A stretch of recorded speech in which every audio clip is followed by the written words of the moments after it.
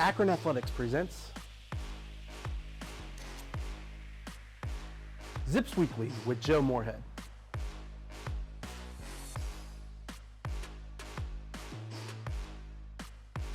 Sponsored by Bryant Heating and Cooling and Akron Hilton Fairlawn.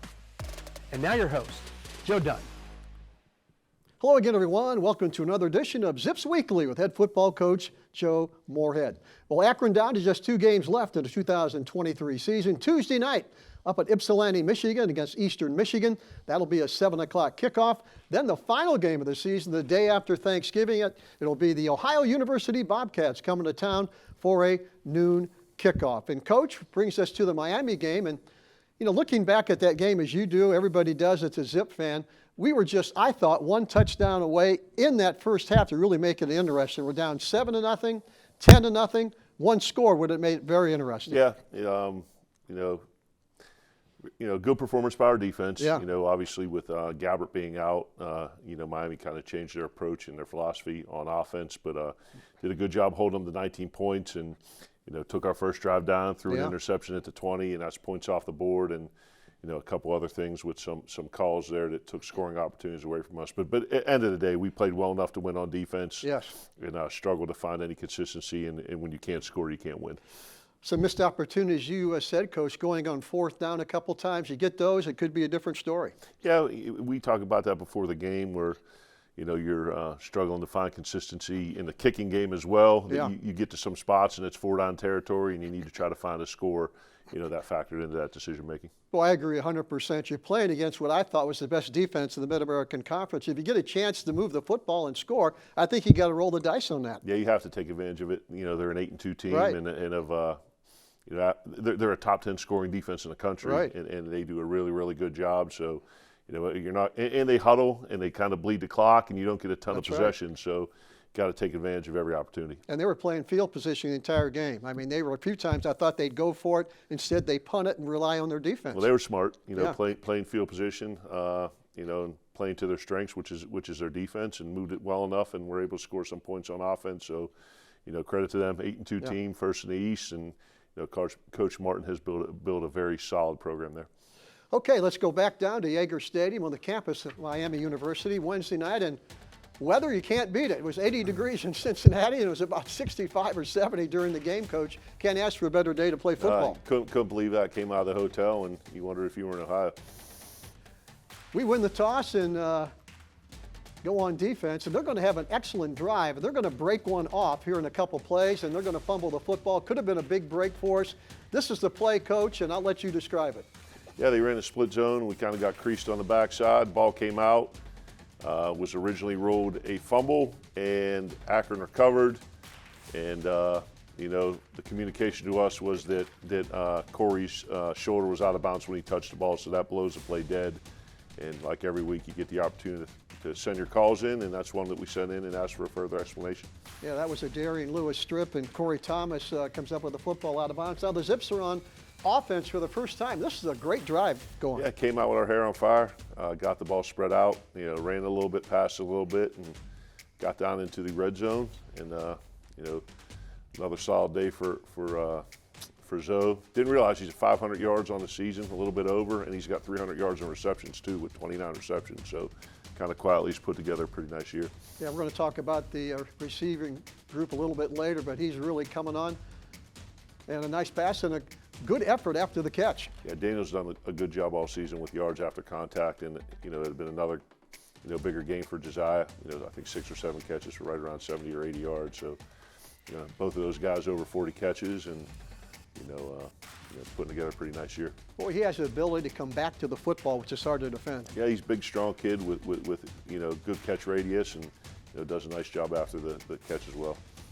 As you can see, Akron is down 7-0 in the first quarter, and the defense continues to play great football. Yeah, after that first drive, we really settled in there. Did some things with line movements to kind of negate the inside zone and some of the things they were trying to do. And I don't think we gave up an explosive pass the entire game. We let a couple runs get out there throughout the course of the game. I think they had 189 yards rushing, but I think it was well below 3.5 yards per carry. I thought the game plan was perfect, Coach, forcing them to maybe throw the football a little bit. That's a they had a quarterback that is more comfortable running the football than throwing it. Yeah, they ran some zone reads, some power sucker plays, and like you see right there, and did a good job bottling the front. And once again, they're going to play to their strengths as well. We talked last week; they averaged 6'7", 315 on the O-line, so they're a team that can line up and lean on you a little bit. As you can see, it's early in the second quarter, and still Akron only down 7-0, and defense again making it awful tough on the Redhawks. Yeah, three guys that we've talked about all year: Fish, McCoy, and C.J. Nunnally. Darian Lewis had a very nice game, and then it was good to get Lama Lavea back as well. Under a couple of gets hurt, you're going to put Bullock in there, and what he does well, it's 6'3", about 230, running the football. Yeah, Jeff got hit in the elbow there and had to go in the tent for a while, and kind of changed the game plan a little bit with Taj, and took advantage of his legs, and were able to move the ball a little bit. But where we were really poor was on third down. Our conversion percentage was not good, and that was one of the keys of the game, talking about sustaining drives, and unfortunately we weren't able to do that. Yeah, I think we were 0-4 in fourth down, and maybe 3 for 14 in third down. Yes.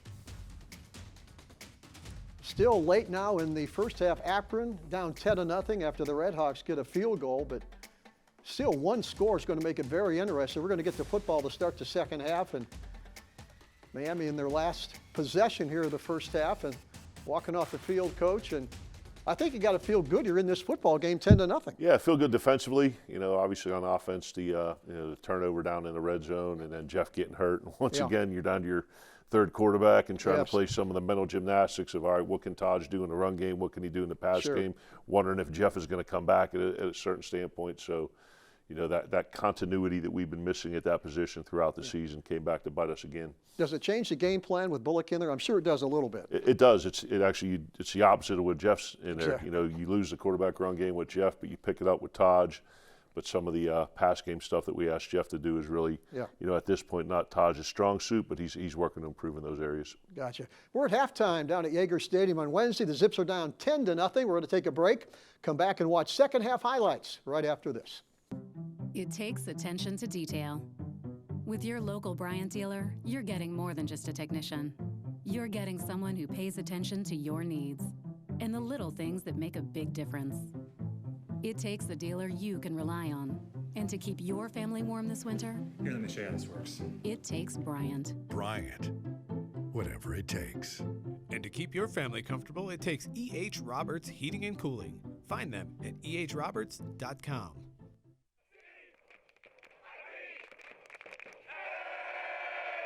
Come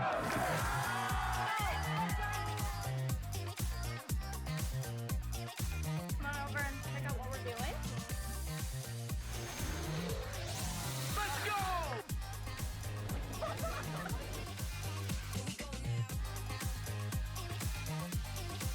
Here we go now.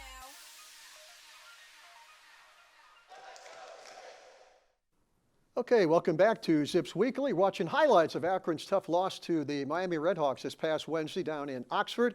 Coach, as we said, you're down 10-0. You're going to get the football to start the second half. So one good drive, even a field goal, is going to get us right back in it. Yeah, we're searching for anything. Yeah. Wanted to get on the board with some points, whether it was a touchdown or a field goal. And unfortunately, I think we went 3 and out on the first drive. And, we're able to move the ball in spurts, get it down tight. But, unfortunately, just weren't able to capitalize.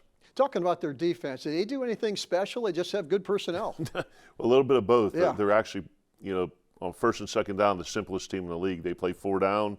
They play 1 high. They play cover 1 or cover 3. And, they do it very well. They have a very strong physical defensive line. The linebackers are active. And, the corners understand their job. Play press man or play a third. And, they really study tendencies and, techniques and stances and alignments and things like that. A lot like Iowa does, but with a little bit different structure. Okay, let's go back down to Oxford, Ohio. As we said, a beautiful night for football. The Zips are down 10-0 as we begin second half action. We're going to get the football, coach, and as you mentioned, we can't get anything rolling in that first possession. Yeah, we wanted to be efficient on first and second down. We were able to throw some quick game. Got into too many third and longs, and with their pass rush and us struggling to protect, that's not the situation you want to be in. Here's C.J. Nunnally, as he's done all year long, getting to the quarterback. They held Darian Lewis on that. We got the flag, but I think we took the play, right? Yeah, what a find by our defensive staff and our recruiting staff with CJ, another guy that had a ton of offers or interest, and they really grinded out the film work and find identify guys that we think could help us. Yeah, we're going to talk about recruiting a little bit in the third segment, but as you mentioned many times, Coach, we need more guys like him. Yeah, we'll keep finding them. Akron with the football, down only 10-0, and again, just one score of any kind is going to put the pressure on the Red Hawks.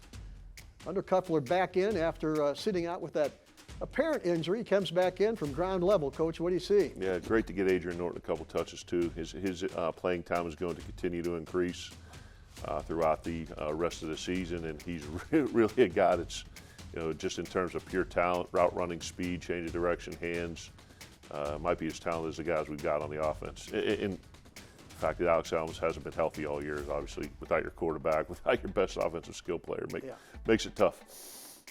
Here comes the pressure again, and not going to give up on the play. He's going to throw as the wide receiver tries to get back to the football, but good pressure on the quarterback. Yeah, great job by our defense, and once again giving Josiah an opportunity and go up and make a play. And the last 2 weeks he's really come on and strung a couple nice performances together. I'm not sure if Josiah's a communications major. He likes to talk out there. Yeah, we're trying to get him to do that a little bit less, show his emotions without being emotional, and that entails not talking to the other team. So we just want to channel that passion in the right direction, because you don't want to take that away from him. Yeah, there's a fine line. You love the passion he has in the game, and you're going to block an extra point. That's that kicker's first miss all Yeah, season. the entire year. 16-0 now. Akron trying, still only 2 scores down if you get a couple touchdowns and extra points, but again, tough going. Yeah, Fish and McCoy, as you saw there, just really playing phenomenal football. Brian and both those guys in our first recruiting class, and just guys that have really stepped up and replaced a guy with a ton of production with Bubba moving on after this past season. You look at that defense, it looks like they just enjoy to play the game. Yeah, Coach Tibbs and the staff have done a really nice job. Good catch by Miles Walker there. Yeah, we've built it up the right way through recruiting. You're putting them in a good position to be successful, and at the end of the day, it all starts up front. So that front six has really done a nice job. There's the fumble, and I think it's recovered there by Antavius Fish right on top of it. Yeah, first turnover we created in 3 games, so that was huge. We talked about that, needing to provide field position and opportunities for the offense. So it was good finally there in the fourth quarter to get a turnover. Here's the pass to big tight end Mike Newell, and he's going to be good. He's only I think a freshman eligibility-wise. He's got 3 years left. With TJ graduating, had a big catch against Kent, and good to see him get back on the board. And Todd's with the longest run of the day for us there. Put Taj in. I think that was a 3rd down play and gave him the football. The previous one where we had been stopped on 3rd and 1 and 4th and 1, there was double interior pressure, so we decided to make the adjustment and run one out on the edge. Even though there's not much time left in the football game, down 19-0, the defense continues to play hard. No, they once again, you hate to waste a performance like that, and they did a great job. And once again, you got to credit Coach Martin. 2-10, 3-9, 0-6 his first 3, and kind of was given time, and the administration had patience, and he has rewarded them with a consistently successful bowl eligible team. Yeah, he's been there, I think, 10th year. 2014 would have been his first year, yes, sir. Exactly. Zips lose it 19-0. We're going to take a break, come back, and talk about some of the outstanding performances, talk a little bit about recruiting, so don't go away. We're back right after this. It takes attention to detail. With your local Bryant dealer, you're getting more than just a technician. You're getting someone who pays attention to your needs and the little things that make a big difference. It takes a dealer you can rely on. And to keep your family warm this winter, Here, let me show you how this works. it takes Bryant. Bryant. Whatever it takes. And to keep your family comfortable, it takes E.H. Roberts Heating and Cooling. Find them at ehroberts.com.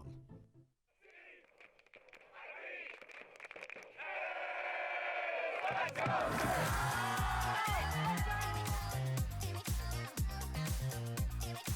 on over and check out what we're doing. Let's go!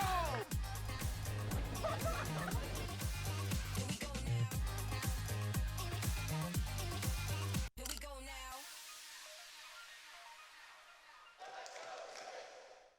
now. Well, even though the Zips are on the short end of a 19-0 game down at Miami, there were some individual performances that are worth noting. And, Coach, we already talked about your two young wide receivers, Norton and Josiah Gathings. Those two are really good, and you can build around them. You get some guys in, and, again, you're going to have a good recruiting class, and it's going to be fun to watch. Yeah, we got some very good local player committed to us at the slot. Unfortunately, we can't talk about him by name, but yeah, Josiah having a breakout year, over 40 catches. DG having over 40. Adrian Norton, I think, once again, is the most talented of the group. You know, Bobby Golden and Miles both contributing. We got Gene Louis and you know, Paul Davis, who we haven't talked about at all, from Georgia, who had multiple Power 5 offers, and once again doing this all, you know, without Alex Adams, which is, aside from the quarterback injury, is, you know, probably the most challenging aspect of what we're doing on offense. Yeah, people are asking about Alex Adams. He has been out the last 2 or 3 games. Will he be back, you think? Or we're trying to get him back for the last 2. We'll kind of see where it goes. Yeah. But it's just been a nagging lower body injury that he's been fighting through and trying to, you know. So after the season, we're going to take some corrective measures to make sure he's fully healthy for next year. Sounds good. Lorenzo Lingard catching the ball out of the backfield, Coach. 5 passes he caught. Yeah, he's done a nice job, and I think 29 catches for 300 yards, over 500 yards rushing, so getting close to that 1,000-yard barrier in total offense. And it's just great to see a guy that didn't have a bunch of opportunities at his previous 2 institutions come in last year looking for production, help the team improve, and get an opportunity to play at the next level. We could talk about a lot of great performances on the defensive side. We already talked about the linebackers, Brian McCoy and Tavius Fish, both with 11 tackles. Yeah, Fish, McCoy, C.J. Nunnally, and I think this is one of Darian Lewis's best games as well. And thought the guys on the back end would, once again, you go in the game and K.J. Martin wasn't able to play due to an illness, but you know, Corey and Nate Thompson really did a nice job on the back end as well. C.J. Nunnally, again, outstanding, probably all MAC material. 7 solo tackles, 3 assists, 1 quarterback hurry, and a quarterback sack for 14 yards. Yeah, if you know, heading into those postseason nominations and selections, I would venture to guess that C.J. is going to be a guy that warrants a bunch of attention. Exactly. Darian Lewis, again, the young man from St. Vincent, St. Mary, 6 tackles, forced that fumble, had a pass breakup, quarterback hurry. Continues to play well. Yeah, has really improved over the past 2 seasons. You know, some of the things that we talked about heading into this year, need to improve his man coverage skills. He's really done that. Really does a good job in run support, you know, with that field outside linebacker and nickel position, and is really a guy that's seen his trajectory, you know, improve throughout the season. You talk about the young freshman class, Coach, and I think everybody's being redshirted except defensive tackle Marcus Moore and wide receiver Adrian Norton. Everybody else is going to get an extra year. Marcus is going to be a really, really good player. I think you've seen the past 2 games, the flashes of what he's able to do. So, yeah, he'll play the last 2. Adrian will play the last 2. And every Sunday we go over it, you know, green light, yellow light, red light in terms of the 4 games. Yeah. So Jester's at 4. We're gonna you know, put the brakes on him, and then you know, everyone else is below 4. So yeah, definitely Marcus and Adrian will continue to play the last. Everyone else will redshirt. I want to spend the last minute talking about that early signing period. I think that's Wednesday, December 20th. You can't mention any names at all, but looks like you're going to be able to sign, what, 14 or 15 young men? Well, it'll be more than that. So I think we have 12 high school players committed right now, and then you know, the plan is to bring between probably a 25 to 30 person class. Okay. Based on you know, graduation and anticipated attrition. So, you know, once again, the same thing. You never want to abandon the developmental aspect of your program by, you know, not recruiting high school players, but at the same time, you look at JUCO guys like Nunnally, transfer guys like Lama and Teray, and you know, that's where a lot of Group of 5 schools are making their money. Like the portal can be tricky because sometimes you're just picking other teams' problems up, but you got to go in there and finally find some gems. Yeah, the portal giveth and the portal taketh away. So yeah, you obviously have to do your research that you know, guys are leaving for a reason, and you want to make sure that it's the right reasons, that it's not attitude, it's not disciplinary things. It's just guys that, you know, get caught behind other great players and, you know, are looking for an opportunity, but they can add a positive aspect to your team culture and what you're building. Gotcha. We're going to take a break, come back and talk about Tuesday night's game up at Eastern Michigan right after this. It takes attention to detail. With your local Bryant dealer, you're getting more than just a technician. You're getting someone who pays attention to your needs and the little things that make a big difference. It takes a dealer you can rely on. And to keep your family warm this winter, Here, let me show you how this works. it takes Bryant. Bryant. Whatever it takes. And to keep your family comfortable, it takes E.H. Roberts Heating and Cooling. Find them at ehroberts.com.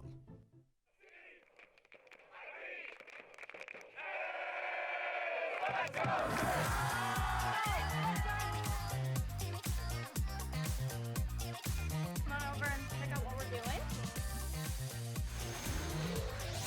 Let's go!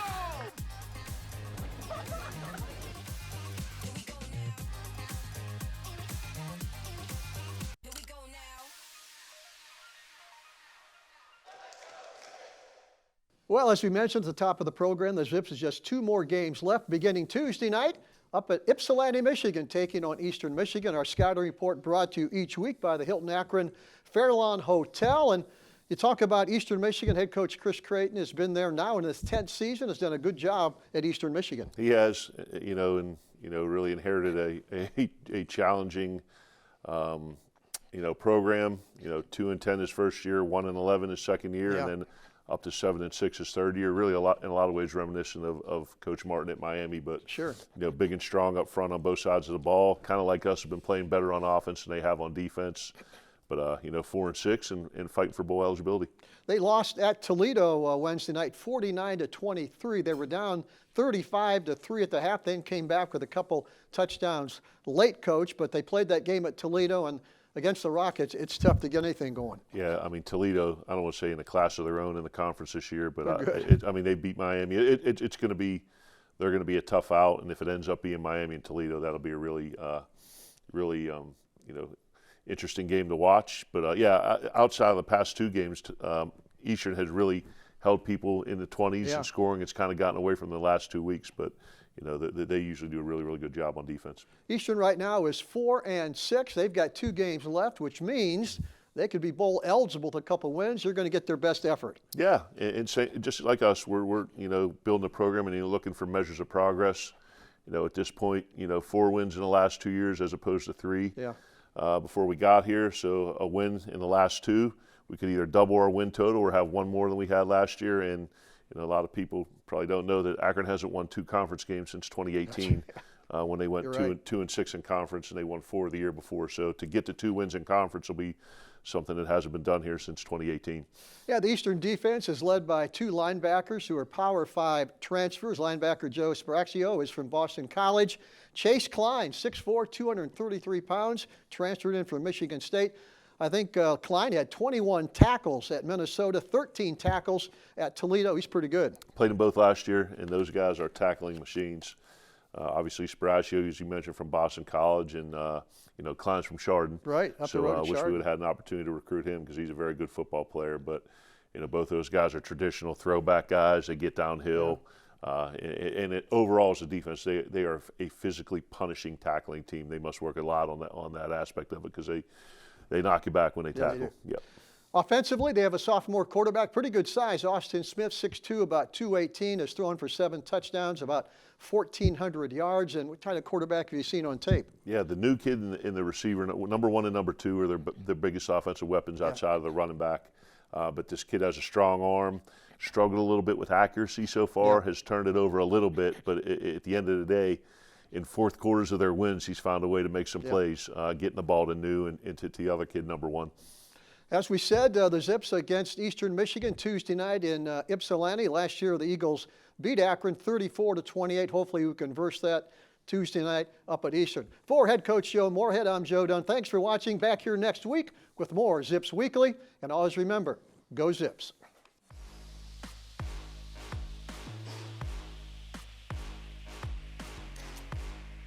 Thanks for watching Zips Weekly with Joe Moorhead.